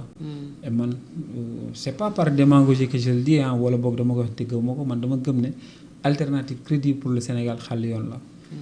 man loolu laa gëm. xàll yoon lan ngeen yoxul ñeneen ñi yoxul. qu'est-ce que vous proposez au Sénégal concrètement man dama gëm ne ñun xaal yoon duñu wax sax naan ay programme un leader politique fii àdduna bi toll objectif nga war def loolu la ñu tubaab yi rawee da nga naan lii mooy sama objectif bu ma faloo lii laay def parce que programme mënoo ne da nga ñëw rek fii laa bëgg a yóbbu réew mi voilà nii lay jaar voilà fii laa jëm man dama gëm ne waxoon naa la ko léegi ça me tient à cœur ku seetaan sama vidéo di nga ko gis madame mënuma comprendre ñu ne Sénégal Dakar rek moo fi nekk war a porter le développement du Sénégal la croissance tout est à Dakar. du dëgg le tissu économique 90% Dakar la. tout est centralisé. voilà avion pour mu naaw foog aile yi maanaam mu am équilibre. dama gëm ne ñun xaal yoon dafa am lu ñu war a dindi mooy les deux Sénégal de Dakar et de reste du monde du Sénégal man dama gëm ne dañu war a am des villes métropoles Dakar d'accord Thiès Diourbel Kaolack nga am. Casamance région de Casamance. te ñun pourtant ñoom nekkuñu ci dynamique boobu avec les pôles territoires. maanaam pôle territoire yow yaa ngi. lan lañ ci def plan Casamance bi mooy. plan dem di séddale waaw Diomaye Casamance mooy lan di séddale ay 150 000. loolu mooy développement maram tey jii su ma la woon sa dund léegi man dinaa jox 150 000 li des sa dund di nga d'accord nit bëgg nga lépp loolu quand même maram. c'est bii ma gën a frappé maram Casamance. parce que ñun suñu programme dañu ne léegi. les régions administratives là dootul am. parce que région administrative colon bi moo ñu ko imposer. il nous faut retourner aux régions naturelles maanaam yi nga xam ne loolu lañ doon la région du Sine. la région du Ndiambour la région du Saloum la région du Kajoor ñun loolu la ñu indiwaat. par conséquent da nga am la région de la Casamance naturelle. qui va englober Ziguinchor Sédhiou Kolda loolu ngay boole mu nekk benn région et man dama gëm ne encore mënoo am région bu toll noonu. stratégiquement nekk frontalier avec 3 pays limitrophes riches en ressources naturelles ressources minières aussi boo xoolee nga jàll Kédougou te amoo port amoo autoroute amoo chemin de fer amoo zone industrielle amoo autonomie si sa énergie maanaam je vous parlais de la raffinerie de zone de stockage ñun dañ jàpp ne objectif mooy Ziguinchor dafa war a am un port comme portu Ndayane bi dañuy teg projet bi dem wuti financement bi ñu financé leen Ziguinchor am un port premièrement deuxièmement dañu war a am une autoroute qui va relier Ziguinchor ak Kédougou jàll Tamba dañu war a am un chemin de fer digne de son nom relier Ziguinchor ak Kédougou bu leen fàtte ne Kédougou fa la mine yu bari yi nekk te après da nga ko war a acheminer vers un port boo naree ñëw Dakar loolu tax Kédougou nekk dernier sur la liste des régions du Sénégal sur le développement bien sûr la richesse donc objectif boobu la ñu am sans compter aussi boo xoolee man j'ai beaucoup d'amis chinois indiens ils viennent au Sénégal mais xamuñu Dakar ah Casamance lañ xam parce que noix de cajou bi la ñuy jëli mango bi la ñuy jëli yóbbu ko Dubaï wala ailleurs dans le monde pour après transformer ko indiwaatal ñu ko pourquoi pas ñu transformer ko foofu donc ñun xaal yoon loolu la ñu am des objectifs Ziguinchor boo ko jàllee yaa ngi dem Kaolack da ngay am portée sur l'Afrique de l'Ouest Mali Gambie peut-être même Burkina mais maanaam Kaolack war nañu am un port sèche autour bi Dakar Kaolack bi waroo ko bàyyi noonu rek war gaynde di dem di ñëw ak Cheikh Sorifi chaque semaine ñu ne la 2 morts 3 morts dafa war a nekk un moyen de transport pour l'industrie nga jàll loolu wax naa la ko léegi. un levier de développement. oui Diourbel nga jàll loolu nga le fleuve Sénégal Matam ainsi de suite jàll ci kaw mais foofu rek vraiment zone agricole bu mag la war a doon. parce que le fleuve bu ñu naan le fleuve sans le Nil l'Égypte serait un grand désert mais le Nil a permis à l'Égypte vraiment de se développer de développer son agriculture. Agriculture aussi nekk quelque chose fournisseur de matières premières pour l'industrie la mécanisation. donc man dama gëm ne Sénégal sur ça te limal yëpp déggoo ma tudd la pétrole de. sur ce rek. war nañ mën a développer Sénégal te loolu li ñu ko may mooy la stabilité que nous avons. notre démocratie. la stabilité aussi la jeunesse que nous avons loolu nga am ko doy na pour développer Sénégal. kon vision rek mooy problème bi. vision mooy problème parce que man dama gëm ne ñun suñu yàlla dénkoon réew mi. le pétrole et le gaz ni tey recettes yooyu ñu ci am ñun ci armée bi lañ ko jëmee. notre réarmement avoir une armée digne de son nom. defaraat nos camps militaires defaraat nos bases militaires avoir des soldats bien équipés bien entraînés capables d'avoir des avions de dernière génération man foofu laa jëmee xaalis pétrole bi mais pour le développement du Sénégal lambda du xaalis pétrole bi laa laal. projet yi ma la wax parce que projet yi boo ko tegee rek bu ñu commencé liggéey imagine Ziguinchor nga commencé defar port bi rek commencé def chemin de fer autoroute rek la jeunesse yu si bari 40-50% dañu dem am fa ñu liggéeyee. et loolu aussi day tax sa notation dina yéeg parce que dañu naan Sénégal c'est un pays de chantier. Sénégal kat boo bëggee liggéey tel ouvrage mën nga fa dem Sénégal dans 5 ans y aura une zone industrielle à Ziguinchor à Diourbel léegi les entreprises day ñëw déjà commencé implanté wu. loolu rek attractivité la day am répercussion ba sunu aéroport. bien sûr man loolu laa gëm moo tax man ay programme sax du ma naan certes on a un programme on a une vision mais vis-à-vis des populations locales. donc doo wax ay programme parce que peut-être que li nga expliqué ñoom dañ ko comprendre mais wax la ay objectifs boo fee buñ tollee cëpp na part ndaw gi ñoom dinañ la mën a évaluer. loolu la ñuy tubaab bi rawee. da nga naan man lii laa bëgg a def. actes yi laay posé fu ma faloo boo ko respecté ñu ne mën nga am deuxième mandat boo ko respecté wul ñoo xam ne tu es un incompétent. waaw ñun loolu lañ gëm xal yoon te ñu ñaan yàlla nag yàlla yegg lañ ci. ñu jeexal ak Macky Sall candidature am ci secrétariat général bu Nations Unies. ñu ngi koy coow junj nga ko sànq Sénégal waroon na xëy na porté ko sax ndax moom loolu la bëggoon c'est confirmé que bind na lettre président Macky Sall président Bassirou Diomaye Faye plutôt moom Macky Sall mais sans réponse Burundi moo mujjee parrainé la candidature tey les chances de Macky Sall ak ni Sénégal taxawee ci candidature bi. madame ONU. lu ñu créé la après deuxième guerre mondiale après 45 boo seet Sénégal amagul woon dëkk yu bari amagul woon après deuxième guerre mondiale lañ créé les Nations Unies dëkk yi existé woon ñoo ko créé daanaka ñoom ñoo ñànkoon àdduna après àdduna di dox ba ñu yegg les années 2000 madame à peu près du ma ne un siècle mais quelque mun naan daanaka quoi àdduna gën a doxaat am dëkk yu fëlaat war a gis seen bopp ci ONU lu mel ni Allemagne tey boo bëggee régler problème àdduna bi mënoo doo dem G7 da nga naan G20 boo bëggee régler yenn problème àdduna da nga naan conseil de sécurité plus l'Allemagne parce que jamono jooju Allemagne amul woon léegi ci biir loolu yëpp Sénégal Afrique bëgg a gis boppam ci Nations Unies boo xoolee la plupart des questions yi ñuy régler au conseil de sécurité sont des questions africaines te Afrique amul membre permanent amul droit de veto ñu koy xeex lu yàgg ñu jàpp ne bokkoot na ci li ñu ko mën a may ñu am un secrétaire général des Nations Unies africain maanaam Afrique du Sénégal rek a fi nekk ci loolu yëpp ñu tànn africain yëpp tànn ne kenn lañ xalaat kooku c'est un sénégalais maanaam ku jàppalewul candidature boobu doo nit moo tax ma ne kuy contre candidature boobu yow waxuma amoo xam-xam. te li nga wax ni sax benn la rek ci problème yi Afrique di am. bëri na yeneen yoo xam yooyu laa jëm dama ne loolu rek.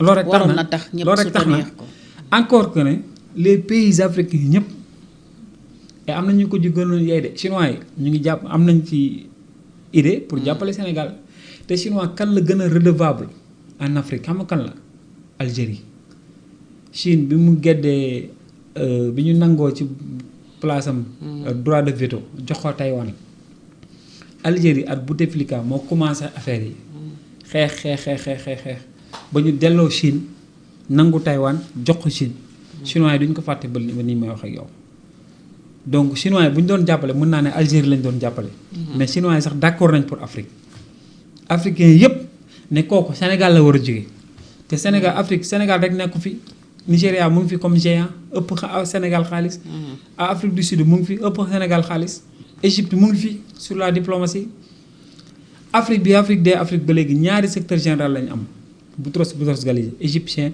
ak Kofi Annan bi muy jugee ONU c'était en 2001 imaginez 2001 ba 2026 donc 25 ans après c'est-à-dire une génération après nga doog a am opportunité yow présenter candidature maanaam ku jàppalewul candidature boobu doo nit man nag ba léegi nii man dama xamul mooy li ma la wax rek loolu man mënuma si doon loolu sociologue yi ak psychologue yi ñoo war a ñi contre candidature boobu ñi ko contre mooy waa Pastef parce que ñoom dañ jàpp ne li fi Macky Sall def ci bilan immatériel ñi faatu surtout les morts de 2021 2024 ak yooyu lañ jàpp ne man li fi Macky Sall def lu bon li ma fi jàpp mooy le fait que parce que pour la mauvaise politique de Macky Sall conséquence bi mooy l'avènement de Pastef au pouvoir bu leen fàtte loolu du ma ci sori mais Macky Sall bu ñu amee tey jii Pastef parce que nag un grand homme bokk na ci lay caractériser mooy sa successeur.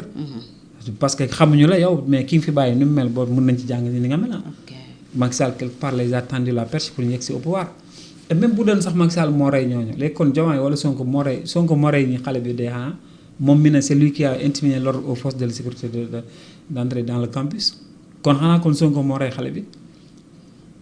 Donc à un moment donné aussi il faut savoir raison garder quoi donc le bon sens il est où c'est-à-dire il y a que la haine la ñu mini la médiocrité loolu du doxal àdduna man dama ne li au vu aussi li ma la wax nii candidature boobu ku ko jàppalewul doo nit te maanaam benn affaire Sénégal dafa raté benn opportunité bu grave xam nga ñu wane woon l'image du Sénégal la patronne de notre diplomatie Yacine Fall ñu wane ko rek Nations Unies moom mu dem déposer candidature Macky Sall loolu rek aura bi mu doon may Sénégal moom mi nekk ONU rek tey imagine tey bi ñuy voté la loi sur l'homosexualité moom mooy ministre de la justice pourquoi demul am nañu ne li mu nekkoon ONU moo tax bëggul woon dem di après day ragal bu delloo ONU yàq dara wala yooyu parce que ONU mënuñu d'accord loolu gis nga loolu il s'est fait représenter par le ministre de l'Intérieur mais pourquoi amul décret bu intérim bi parce que day am décret intérim ana décret intérim bi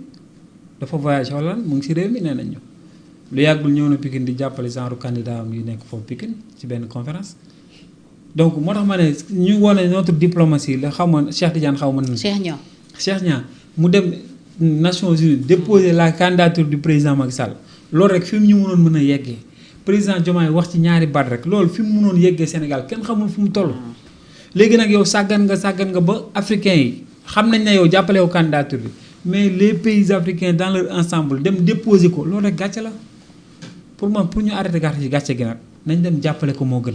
Cheikh Niang nee na président du diffuser la position de Dakar su dul bu ñu tëjee candidature yi. madame la position de Dakar dañ ko war a diffuser ñëpp xam nañ la position de Dakar mooy parewuñ pour jàppale ko parce que le régime de Pastef là ñoom.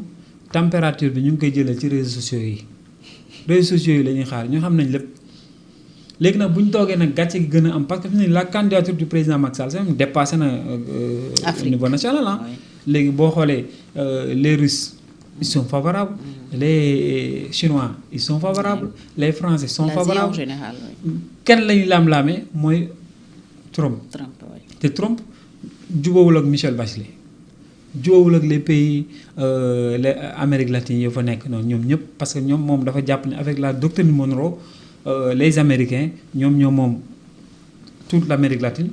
L'autre partie de l'Atlantique les Occidentaux ñoo ko gérer donc ñoom jubawuñu y a de fortes chances kon Trump jàppale candidature Macky Sall bu jàllee loolu les pays musulmans vont soutenir Macky Sall donc léegi imagine àdduna bi yëpp ni kii la yow nga ne sama doomu réew jàppale wu ma ko loolu gàcce la ça man dama ne moo tax ma ne madame mais malgré que amul soutien au Sénégal yow gis nga Macky Sall am ay chance su tey nekk le secrétaire général Sénégal amul droit de veto oui am déet bu doon dafa am droit de veto ñu mun a wax Sénégal amul droit de veto candidature am benn voix la imagine yow nga Gambie Côte d'Ivoire ñëpp mais Sénégal amul poids bi mu xëccoo Mauritanie fii Mauritanie moo ñu gagné te bu njëkk bu Sénégal xadam di ko rek voilà yow imagine sa diplomatie mënul libérer supporters yu ñu jàpp ci stade Maroc nga xam ne dans un pays normal bu Angleterre yooyu amende lañ lay def ak tere la stade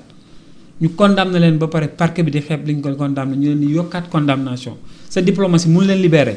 président bind na lettre ñu ne roi. loolu tamit dañu wax ne le roi bu doon respecté mais bon. ça fait rire en quelque part benn moment. te loolu c'est une question boo xam ne jar woon sax président di ko régler boo xoolee suñu relation ak Maroc. un chef religieux nga demoon Tivaouane rek sëñ Mbaye Mansour yónnee benn délégation le roi du Maroc boo demoon nag aéroport leen xaar ci tànk avion bi. boo demoon nag buy ñëw day indaale supporters yi. kon la moo tax mu dëgër nii. parce que da ngaa ñëw xuloon ñëpp. bu leen fàtte nag marocains yi nag seen service de renseignement sont les plus futés au monde. lu yàggul dara ku bokkoon si ñeen yéenewul ma ko dara mais Cheikh Omar Diagne toog na fii qualifié le roi du Maroc de d'homosexuel góor jigéen la. franc-maçon la góor jigéen la boobu mu yoon après ñu jël ko teg ko seen loolu nga yaakaar ne marocains yi xamuñu ko. au Maroc le roi est le commandeur de l'ordre des croyants. juma bu am roi bi bu ñëwee booy seet moom mooy jiite moom mooy décider kañ lay julli kañ. c'est le roi. c'est le roi. c'est le roi. mu ngi mel tey nga ñëw benn xalif général rek traité ko loolu. léegi loolu nga yaakaar ne marocains yi xamuñu ko. Diomaye bi mu faloo ba léegi est-ce que jéem na li jënti loolu. dem fa. roi Mohamed VI nag ko am fulal la de. il a tenu tête à Macron bi ko Macron di fowee noonu dégg naa benn communication Macron raccroché ko daanaka Macron toppaat na ci lu yàgg pour jubboog moom. c'est un roi boo xam ne il est ferme il a ses principes. donc léegi yow loolu rek mënoo ko lijjanti loolu rek te loo xam ne yow boo demoon ci xalifa général Tivaouane ni mu mel ak maam Abdou ni mu meloon ak Assane II su sëñ Mbaye Mansour yónnee woon benn délégation rek boo def ndànk bi ñu ñëw dañuy indaale. léegi nag yow boo mënul lijjanti loolu libérer ay supporters yu ñu jàpp ci stade. mënoo gagné BAD. Banque africaine de développement te yow kan nga ko doon xëccool Mauritanie. nga dem ba yow ay Côte d'Ivoire ak yooyu les pays sahéliens di jàppale les pays maghrébiens yow sa voix lan lay compter madame mooy li ma la wax rek gis nga déchireur yi si bureau yi nga xam ne da ngay def papier dugal mun a far dagg ko waa Pastef ñoo gën a gaay ay déchireur ci yàq. ni ñu yàqee réew mi man. kon de mën nañu yàq. non ñoo gën a aay te barki yàlla nitu Pastef nga taxaw fii teg déchireur teg nitu Pastef ku ne nga jox ko feuille nitu Pastef mooy gën a gaaw yàq papier bi ko déchireur bi. non ni ñu jàqee réew mi maanaam affaire dafa ma jaaxal man wallahi damay toog ba si àgg sama xol daf ci naqari trop maanaam façon bi ñu abîmé réew mi ak fi ñu tolloon c'est-à-dire moo tax ma ne psychologue yi da jar nañu xoolaat leen bu baax a baax. jàngat réew mi waaw parce que da ngay dem ba yow maanaam loo xam ne lu lay jariñ la sa njariñ la man mënuma comprendre loo xam ne yow lii sa njariñ la lii yow boo ko defee pour yow la mais bañ nit tax na yow nga yàqal ko ba yàqalaale sa bopp. candidature Macky Sall bi c'est des opportunités la pour Sénégal sullee ko Sénégal ñu gën ko xam le ministre des affaires étrangères taxaw ONU. wax ci candidature Macky Sall Diomaye génn wax ci rek loolu beneen affaire la. doon na yëkkati Sénégal discours bu ñu mën doon wax si vous permettez je termine par là. président Wade j'ai un ami moo ne Sciences Po Paris. seen profit dañ leen koy jàngal quoi dañ leen joxaat ci phrase yi bi ñuy def prix Houphouët-Boigny à l'UNESCO Wade lañ jox prix bi Abdou Diouf ñëw teew ñu invité Abdou Diouf bi ñu gisee Wade ak Abdou Diouf ku nekk jàpp sa loxo morom yëkkati image boobu rek vraiment tax na ñu gën a xam Sénégal di vanter la démocratie sénégalaise. mais ci biir discours Wade dafay wax souffrance yi mu daj ci jamono Abdou Diouf. muy wax parcours am mu ne ci benn phrase sama copain bi ne ñoom phrase boobu seen prof da leen di wax ne suur nañ ci jàng. comment se venger. ok mu ne Wade dafa ne j'ai été emprisonné j'ai été torturé mes droits ont été bafoués quand j'étais dans l'opposition. fekk Abdou Diouf a ngi toog. kon Abdou Diouf moom wax ji. mais xam nga fan la Wade terminé dafa ne je le dis sans haine ni rancune juste parce que c'est l'histoire. yow wax nga li nga bëgg a wax mais xam nga nag yaa ngi gis nga. je le dis sans haine ni rancune. juste parce que c'est l'histoire. c'est l'histoire. parce que wane na nga yow tu as souffert. mais sa bureau bi bëggoo ko frustré. bëggoo wan nit ñi ne yow tamit da nga nekk. bi nga ko jekkoo mu jàpp ne da nga koy rey ñëpp jàpp ne da nga koy rey yow da nga ko teral. ko teral. je le dis sans haine ni rancune. juste parce que c'est l'histoire. nee na prof seen prof da leen di wax ne bi mu waxee loolu salle bi ñëpp dañu aj seen neew yi. teg la de dóor na Abdou Diouf te laalu ko. waaw ñeneen dañuy comprendre loolu mu gën a métti sax. voilà dañuy comprendre ne Diouf ni mu toogee woon dafa commencé dajale ay tànkam. bien def sûr nii toog oui oui. waaw mu leen di woon image moo leen des phrases poignantes. noonu ngay réglé en diplomatie. bu ñu demee ba Wade def phrase boobu xëy na Wade sax bàyyiwu ci xel. ndekete à Paris à Sciences Po ni les élèves les étudiants. prof yaa ngi décortiquer ñi naan Abdou Diouf après dafa tegale dafay dajale tànk yi. téye loxo yi mu xam ne il est froissé. et pourtant c'est la grandeur de Wade. il se venge. mais pas loolu la Pastef amul nag. vengeance sans haine. vengeance sans haine. yow wane nga sa parcours. parce que ñoom tey suñ demoon taxaw Macky Sall Macky wane ko mu bañ ko wane dina am kersa. parce que naan kii tëj naa ko. def naa ko lii il aurait pu ne pas me soutenir. mais il l'a quand même fait. te Aïssata Sall bi ñuy wax Macky Sall dañ ko yóbbu droit xaw ma cour pénal international. dafa jël un dossier béton yóbbu ko à l'ONU wane yi mag yi Sonko def affaire booy seet la communauté internationale booy seet sax am nañ benn bët boobu ci Sonko c'est lui qui disait qu'il faut faire comme Samuel Doe. te moom tey la réalité du pouvoir rattrapé na ko ba nee na duñ ko criminaliser parce que da ngeen di yàq suñu der fële. kon xam na ne moom war na am der bu mu sauvegarder auprès des étrangers. des occidentaux du monde entier. du dëgg der boobu occasion la woon yow nga ñëw seetal ko. occasion la woon nga ñëw yow wane sa grandeur. gis ngeen ñun li ñu doon wax ñun ay terroristes lañ. li ñu leen doon wax ñun nangam ak nangam tey on vient soutenir la candidature de notre bureau. ba campagnal ko. boo ko deful di nga am ndam mais boo ko defee moom dina am ndam mais yow di nga gañewaat. di nga gañewaat en autorité. mais voilà Pastef ñoom pour ñoom lépp saaga la sos xas yàq sexe malheureusement et loolu aussi sénégalais yi ñoo ci war a jàng. sénégalais ñoo ci war a jàng foofu la ñuy jeexalee on a des contraintes de temps su woon loolu dinañ gën a yaatal. en tout cas ñu ngi lay gërëm bu baax amoon nañu mbégte lool dalal la Lamine Gueye président mouvement Xàll Yoon di la remercier bàyyi la. c'est moi qui vous remercie madame maa ngi lay remercier yow moom. suma jigéen nga moo tax saa yi mooy maa ngi jégalu nag. émission bi amul problème ça arrive. yaa ngi may ñëw y a des contraintes. voilà y a des contraintes parfois oui. ñu ngi koy waaj boobu ba léegi y a des contraintes. loolu tamit man ça me fait toujours plaisir ma ñëw. di waxtaan le plaisir est partagé. gis naa aussi ñu tëddee njaaxaanaay bi nga tëddee. xam naa lépp mën nañ ko xam moom ba mu des ñu xam fi nga far yow moom kenn Sénégal laa far. mën naa ne yow Pape Ngagne yow laa seetlu ci loolu quoi. Pape Ngagne jërëjëf c'est difficile pour te man damay sawar a ñëw ci wax parce que yéen da ngeen war a tëddee njaaxaanaay. dëgg la donc maa ngi lay remercier ñun Sénégal rek lañ faral man en tout cas Sénégal laa faral. voilà en tout cas maa ngi lay remercier bu baax ci invitation. maa ngi lay gërëm di nuyu internautes yi. di waxaat aussi Xàll Yoon daal vraiment. bi pas dama la fàttoon ñaan sax dama la bëggoon ñaan pour wane waale logo Xàll Yoon. pour militants yi mais xam naa. non dinañ la ko wane loolu amul benn problème. voilà pour ñi xamul Xàll Yoon. Xàll Yoon ñoo xam jërëjëf Lamine parce que jërëjëf gëm nañ ne daal mooy alternative. jërëjëf yow itam rafetlu nañ say xalaat loolu moo tax itam ñuy sawar di la woo ndax ñëwoo fi rek di wax Xàll Yoon. bari na looy wax dañ koy dégg. Sénégal moom nga jiital te loolu la ñu soxla ñun itam koo xam ne dañ lay teg fii ngay wax lu askan bi mën a dégg lu mën a gindi askan bi loo xam ne dina leen amal njëriñ dina participer ci seen sensibilisation ak seen éducation surtout seen conscientisation loolu rek ñun moo ñu yitteel donc ku ñu ko gis ci yow dañuy sawar di la teg ci sunu plateau di waxtaan ak yow ndax in fine njëriñu Sénégal rek moom moo ñu war a yitteel bu Sénégal jëmee kanam ñun ñëpp dañuy ànd jëm kanam puisque gaal la goo xam ne ñëpp a ngi ci biir donc nañu jow rek mu avance avancé di la gërëm bu baax Lamine Gueye président mouvement Xàll Yoon gërëm ñëpp ñu ngi doon teewlu ci Sans Frontières TV ak ci SNGAL Info c'était face à Fatou di leen dig daje fii ak altine incha allah ci beneen jotaay gërëm Khalil mi ne woon ci régie bi jërë ngeen jëf. Face à Fatou. Face à Fatou. Face à la vérité. Face à Fatou, sans détour, sans hésiter. Face à Fatou. Face à Fatou. Face à Fatou. Face à Fatou. Face à la vérité. Face à Fatou, sans détour, sans hésiter. Face à Fatou. Face à la vérité. Face à Fatou, sans détour, sans hésiter. Face à Fatou. Face à Fatou. Face à Fatou. Face à Fatou. Face à la vérité.